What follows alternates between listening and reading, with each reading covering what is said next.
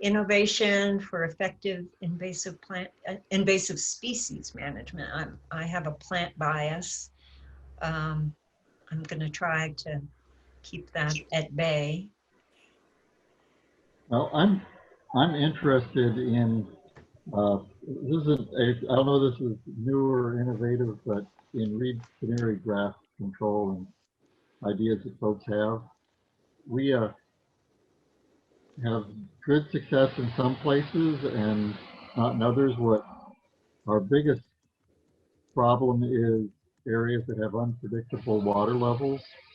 If the water levels, like in a fen where they're not too prone to flooding, we can make some pretty nice progress. In areas that are prone to flooding, we'll make really nice progress for a couple of years when the water levels are down and we can get in and work, and then we get a wet year, and we're right where it's hard to get in and work, and then we're right back where we started. So Sarah says, I've seen some really bad infestations of reed canary grass here in Maryland. Judy Fulton, that site we were rescuing plants, remember? Hey, this is Sarah. Hi. Yes, so just any number of sites I've seen reed canary grass infestations that are devastating. It's horrible. And I think probably one of the biggest obstacles to controlling it is that people don't recognize grasses. Yeah. And that one is hard because the shape of the inflorescence changes when it's flowering and then it goes into seed. So sometimes it's this open panicle and sometimes it's quite narrow. But around here, the thing that really catches my eye initially is at least what I'm seeing here tends to have a bluish, waxy hint, just a hint to the foliage. So it's a little off center of green. And it tends to be what's the word? A monoculture. Monoculture. Tends to be a monoculture. And so when I see that, I'm like, hey, I'll go look at that. And sure enough, is that what you guys see? Is that what pulls your eyes to it? We don't have any problems with identifying it. I mean, yeah, sometimes, individual plants, but in general, our crew is pretty well tuned into it. Well, I think for people to really understand how much of a problem it is, the larger population of natural areas professionals would need to know that that's not just some grass. And so what I'm saying is that people generally, even a lot of botanists, have a hard time telling one grass from another. Yeah. Does anyone else have experience managing reed canary grass? So, Rich, I'm going to make a note. So I provide oversight for the Park Service's Invasive Plant Management Team program. And so we have 17 teams across the country, and it's a great resource. So I can check in with them. They're definitely experts in this field, and see if there's anybody there who's got some experience and can provide any kind of some information to you on managing reed canary grass, especially in flood prone situations. I've had experience in a number of different areas, and it's so site specific in terms of what really works, because you can flood it out if you have the capacity to manipulate water levels to the extent you can drown it. But a lot of people aren't working in a site where they can raise the water level 3 or 4 feet. But that can work. We've had considerable success just planting willow and dogwood and sticks into the middle of it, and 5-10 years you shaded it out. That may not be what you want, so that may not be a preferable option, but shading it out works pretty well. But if you've just got a 20-acre pasture that's seasonally wet and it's 100% reed canary grass, you can somewhat knock it back by pretty heavy grazing. Obviously, you don't want to put your cows in when they're waiting around in heavy water. And again, cattle grazing may not be aligned with the uses of the property you're in. So, like I say, the options we've worked with that have been pretty successful are very site specific. And of course, there are the chemical routes that you can go as well. But again, your limitations being near water can be substantial as well. And that's probably where the flooding gives us trouble, is that we've done real well with the grass specific herbicides if you can use them consistently. Are these large areas, Rich? Generally not. We're dealing more with the higher quality natural areas. Okay. So generally we're not talking, old pastures, that sort of thing. But we've had,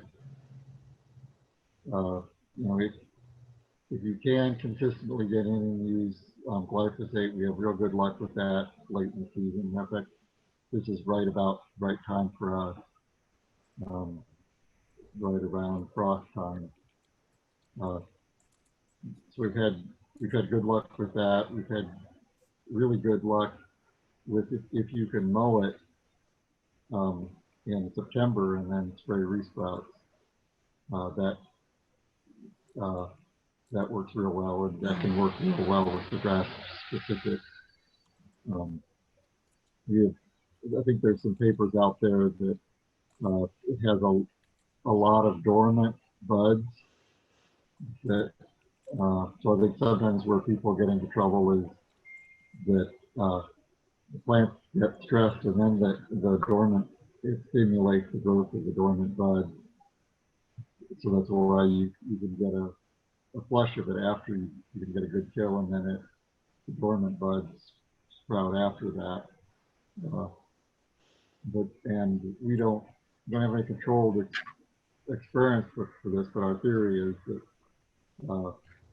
the mowing may stimulate the dormant buds and then herbicide it again when it falls. So those things we have good luck for, but it's particularly more than the other things we worked on. It seems like if you miss a year due to unfavorable conditions, it bounces back. Lots of the other grasses we haven't had that experience with. It seems like lots of the others you can make good progress with. So Adam has just chimed in on the chat. He has poor audio connection. He works at Midway. Thank you. Uh-huh. With the U.S. Forest Service. Our practice here is spot spraying with an aquatic approved herbicide to reduce infestation size.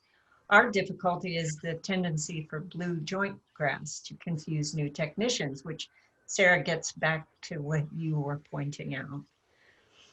So that accurate identification.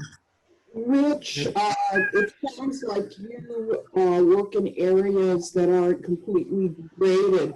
The site that Sarah was referring to had some great native plants, including Turk's cap lily, false green hellebore, lots of trout lily, some very desirable native. And are you able to avoid the plants that you want to keep while hitting the invasives pretty hard? We have a very good crew. They can reliably pick out blue joint from each area in most cases. So we have a sharp crew. uh, perfectly capable of going through his backpack and picking out uh, regenerative grass from, you make some mistakes, but, most of the time they're picking out blue joint from Reed Canary. So they're sharp folks. Hey, Cynthia and Ephraim, I'd like to invite you to join us visually if you can. You can unmute and hey, we'd love to see you.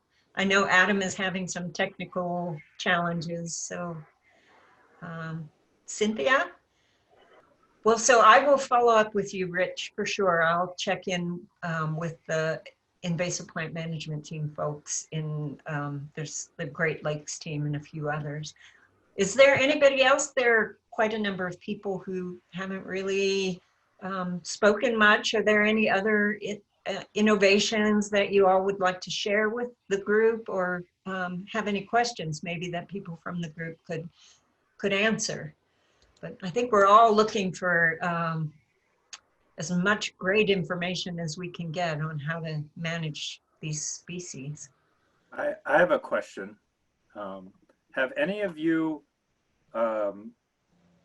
maybe this was brought up before, I just joined, but have any of you controlled the invasive plant infestation by trying to address the process within the ecosystem? So we see reed canary grass, for example, invading in areas where flood control has changed the flooding period and duration and intensity.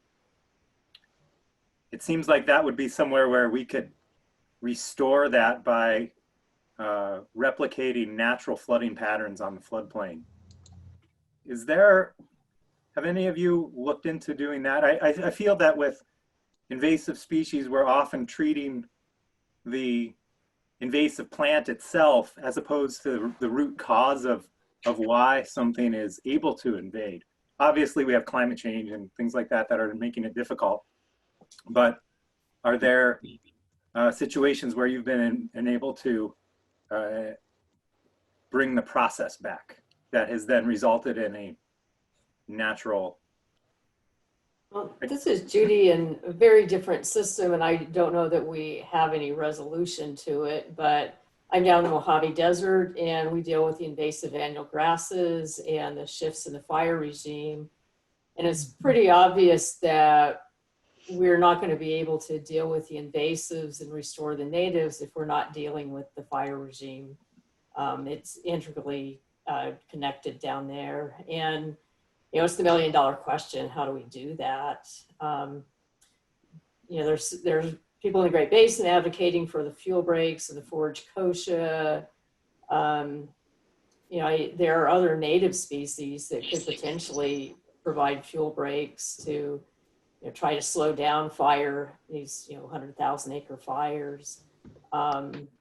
Granulated sclerosa is one that's been tested that can reduce flame length to the same extent that forage kochia can. Forage kochia doesn't really survive down in the Mojave, and so that's probably not an option, even if it was a desirable species to have down there, which it's not.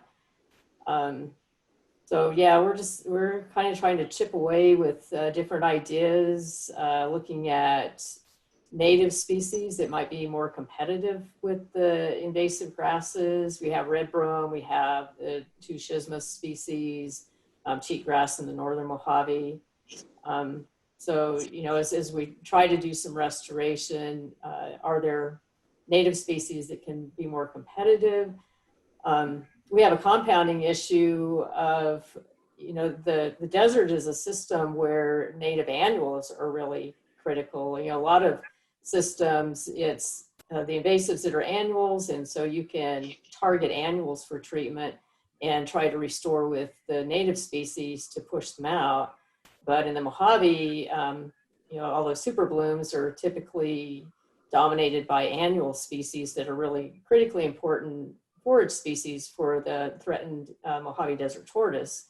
And so there are some new herbicides on the market that can target all annual species pretty effectively and have a residual so that they can function for a couple of years. But if we do that, we're going to be taking out all those really important and valuable native annual species as well.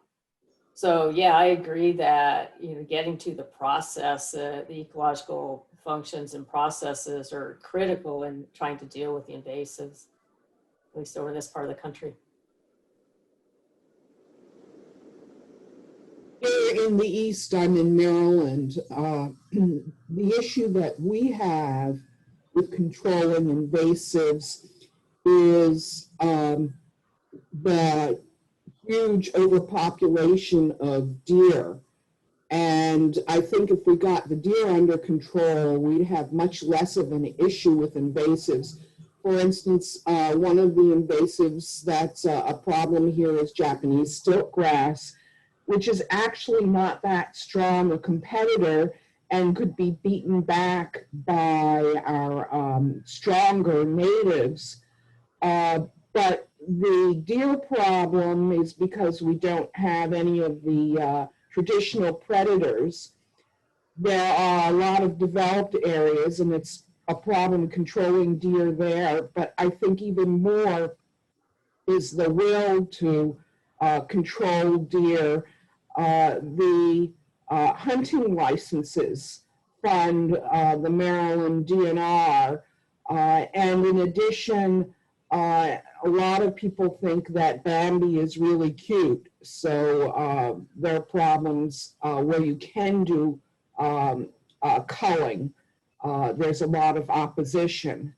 And if we got the deer under control, I think it would solve a whole lot of problems. Wouldn't you agree, Sarah? I think at past Natural Areas Conference, there has been quite a few papers about how the extent to which deer are influencing forest systems in the East. I'd like to welcome Roman, Jacqueline, and GWU. We would like to encourage you to turn on your video and take yourselves off mute and just be part of the conversation if you're able. Going back to the deer, does anyone have any recommendations how to deal with the intransigent problem with opposition to deer control? Well, I'll speak up. I'm a fisheries biologist and work for a regulatory agency in Arkansas that regulates fishing and hunting, and we make our living off of it. And I think it's fascinating that you went there with this conversation when Ephraim brought it up and talked about restoring process. That's really exactly what you're talking about. The process being putting predation on a population, in this case, humans being the predator. And the problem you're getting at is a problem nationwide, and it relates to so many things, societal and ecological, and we're all grappling with it. State agencies like ours are actually spending tons of money and staff time trying to get at what you're getting at, perhaps for other reasons, but hunting license sales continue to drop as people in society continue to move away from those forms of outdoor recreation, fishing and hunting. And it's just fascinating to see the ecological impacts that result from it. We don't have the answer, but I can tell you there's lots of time being invested in efforts to recruit new people to hunting and fishing, to retain people that are hunting and fishing, and to reactivate people who used to fish and hunt. So that's the R3 movement in the fish and wildlife world. And the opposition to hunting is always a major hurdle. And I'm not sure that we have the answers to that, but it sure is a focus in a lot of places. And this is just a great example of the importance of it. So, you know, you're not alone in Maryland, and I think Maryland, I think in Maryland, it's the DNR that manages fishing and hunting. I know there's lots of examples around the country for them to look at to try to do something about this problem. It's interesting to note that Arkansas Game and Fish Commission, we have actually expanded an education division that now is almost as large as the Fisheries and Wildlife Division. And I'm not saying that that's a great thing or a bad thing, but the fact is it's coming from the idea that we have to do a better job of reaching out and educating people as to why fishing and hunting is necessary and good. And this is a really good example of that. And, you know, I can't say that we're doing a great job yet of bringing this message to that issue. So fascinating discussion to me. One aspect of that, and this is kind of a two-step process, and I'm not quite sure, Judy, what the Lyme disease situation is where you are in Maryland, but I know in places where I lived where there's a high incidence of Lyme disease, making sure people are aware of the connection between high deer populations and high incidence of that can galvanize a certain sector of the population to be more in favor of the sorts of things Daryl has talked about here in terms of controlling deer populations. But generally, if there's much of a Lyme disease problem in an area, people are already pretty aware of the connection with deer. So I'm not sure that that is something that you can take advantage of, but I just raise it if you think that a lot of people just are simply not aware of the connection, because obviously it's a pretty serious disease where it is rampant. People are aware of that connection. There is a big problem with Lyme disease here. In addition, there are significant problems with deer and car collisions, which obviously is a huge problem too. And the deer overpopulation is so significant that people also see their ornamentals eaten. So that's also a big problem. Hi, this is Amanda. I'm finally at a place where I can stop and turn my video and microphone on. I was wondering, I have a couple thoughts on that.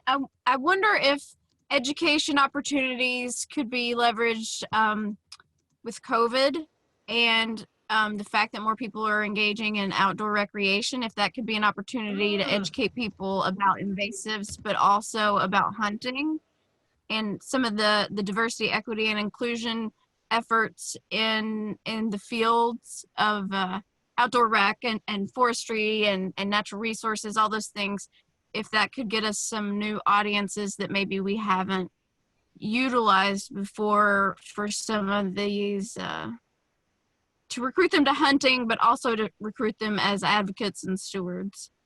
So that was my first thought. And then my second question that I've been thinking about as we're talking is, does anybody have anything to share about success stories of promoting, as you're treating invasive plants, doing it in such a way that somebody had mentioned like a native that's kind of able to take over and kind of fill in quickly in that bare space? That's something that I would be interested to hear your projects or results from something like that. Yeah, I don't know that we. Go ahead. I'm maybe links, yeah. It's like a little bit different story out here, but what I think is exciting, a woman named Rebecca Ostertag, Dr. Rebecca Ostertag, she's working on this kind of mixed forest ecosystem where, you know, you have these, these higher canopy dominant trees that need dappled sunlight and shade for the seedlings to be promoted. And you also need that to keep the weeds and invasive brush out of there. So what they're doing is like, they've been calling it a dream team, where they will use the existing native or non-native forest that has these invasives that are taking over these niches as far as the canopy cover and light usage, and actually keeping those and removing some in a timeline such that, sorry, my dog is going crazy over here, in a timeline such that the shading actually works for the recruitment of native species. So like it's still in the works, and obviously it's on, you know, the timeline of a small forest, so it'll be a while. But Rebecca Ostertag, I'll see if I can find some papers and put them up, post them and share them. But I'm excited about the work she's doing as far as success with introducing natives, along with having those invasives be of use instead of just kind of trying to be like combative and put all native in at one time. And I think somebody else was going to chime in, contribute to the conversation. This is Judy, and you know, I think depending on the system you're in, you know, if you have water, you know, obviously it's easier to get your native plants to establish. And so I think here in the West, there's been efforts to put in native plants behind tamarisk treatments, willows and cottonwoods. The success of that can vary depending on how long that tamarisk has been established, because it can make the soil really salty and, you know, make it really hard to get natives to establish if it's been there for a long time. You know, here in the desert, nothing grows fast, so there's not going to be anything that's going to fill a bare space quickly except invasives. But, you know, we're looking at ways to like do some island plantings with container plants, like native shrubs. And, you know, with container plants, you have a little bit of a head start. And I think that would be the case in any system. If you're starting from cuttings in a riparian area or container plants, then it's going to establish quicker than from seed. But, you know, if you're looking at hundreds of thousands of acres, obviously you can't, you know, really get your natives back in quickly and cost effectively at that scale. So, you know, in the desert, we've been looking at some island plantings with container plants of shrubs and then seeding out from those areas, trying to get some seed sources established and kind of gradually working in. Working in other systems, one thing that can be really successful is, you know, kind of taking the reverse approach of an invasive expansion. You know, usually you get invasives starting in a native community or a bare spot, and then they start gradually expanding out. Well, you know, kind of like fighting fires, that analogy is you start treating your plants from the area where the invasive, instead of going to the heart of the infestation, starting on the edge and creeping it back where you still have some native plants to maybe start filling in as you're treating, and just start gradually working it back the other direction. You know, it's always easier to treat the outliers before you've lost all of the native plants rather than, you know, waiting until it's a monoculture and then you're trying to fix a disaster. Steve, do you have something to, it looks like you have something to say. Yeah, I was, I mean, this question is something, so I'm in Southern Illinois, DNR, but it's something we have talked about more than we have done. But I guess where we've thought about it is in areas that we need to reclaim that are sort of totally degraded without desirable native species at all. I mean, what we have, the question we're looking at too is what sort of native species, a cheap native species that can establish pretty easily, pretty quickly, can we use just to sort of stabilize an area? I think Elymus virginicus, ryegrass, is one that we're looking at. And it's, I mean, I guess our goal, what we're trying to find is something to reclaim ground that it can allow us to keep managing the exotic species we have. So for us, it's still grass, Japanese chafflower, oriental bittersweet. And so the challenge there is those are species that in a totally degraded area will require large scale and broadcast herbicide application for years and years. So that doesn't allow us to put in sort of native seed mixes that cost that we can't invest money into it if we're going to need to keep spraying it. Steve, where, before saying anything about like what species you might use, where are you located? Southern Illinois, oak hickory forest. Okay, so I'll keep my mouth shut. So I mean, I guess the goals, I mean, the qualities we're looking for in a species is that it's cheap, that it can establish, and that it's conducive to the management we want to do. So keeping it to a grass, something that can burn, that allows us to start to implement fire just to get some sort of fuel in there. I mean, I guess those are our goals, but figuring out what that species is challenging. We haven't done it successfully yet. I've used Elymus virginicus as kind of a stabilizer, early colonizer in seed mixes when I'm trying to reestablish native species in the east when I was in Middle Tennessee, because over time the other species take over. It's native to the area, but it will reduce in density over time as the natives really come in and become mature. So it had been a really good species for me to use in restoration areas for sure. Can I follow that up with a question?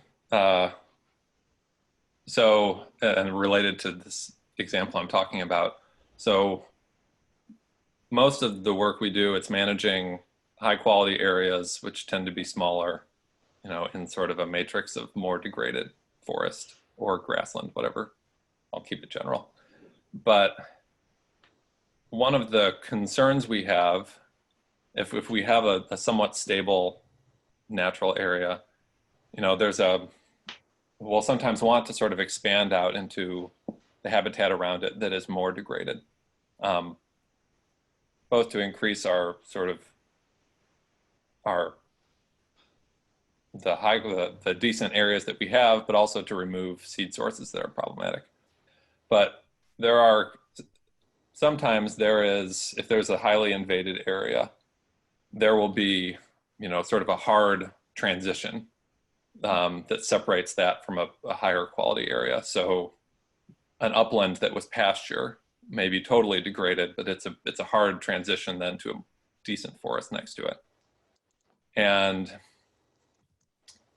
I guess we have had concerns that if we start to manage and to sort of feather, it was a word we would use, that transition area, that it will somehow open up pathways for the exotic species in that highly degraded area to expand outward. So if we're talking grasslands, like Serratia lespedeza is one that we talk about, which needs sunlight. And if we start to manage into an area of Serratia, we would be concerned that instead of reclaiming it, we're creating pathways for it to move out. So we can make that more general. I don't need to talk about specific species, but is that something that any of you have observed to happen? Is that something we should be concerned about? I'm going to interrupt for just 1 second. We have 5 minutes. I just want to let you know we have 5 minutes before we have to close so that the next round of stewards circles can begin. So, all right, let's step back. I work down in the southeast in Florida to be particular, but I've worked in several situations where we have old pastures that we're restoring, and it's got that hard edge into natural systems right next to it. And for the most part, most species don't really seem to bleed in, at least not much and not quickly. But some of our highly invasive species like Kogan grass, even before we're doing active restoration, those are already starting to bleed out into the natural areas. So when we were doing it, we didn't find too much. Once we started the restoration process, there wasn't like new species coming into the natural areas from the old pastures. It was really before that where we were having problems. Just in a handful of situations I've worked in down here. Can anyone else speak to Steve's question? I think the issue is really to avoid when there's a seed set on in the areas that have the invasives. For instance, if you're talking about grasses, there's wavy leaf basket grass here that the seeds actually have a glue on them. And if you're going through areas that have that, when the seeds have developed that glue, you're basically guaranteed to spread the species everywhere you go. So I think it's important to figure out the timing. For instance, spring and certainly early and midsummer are just fine if you're going to be going back and forth into that area.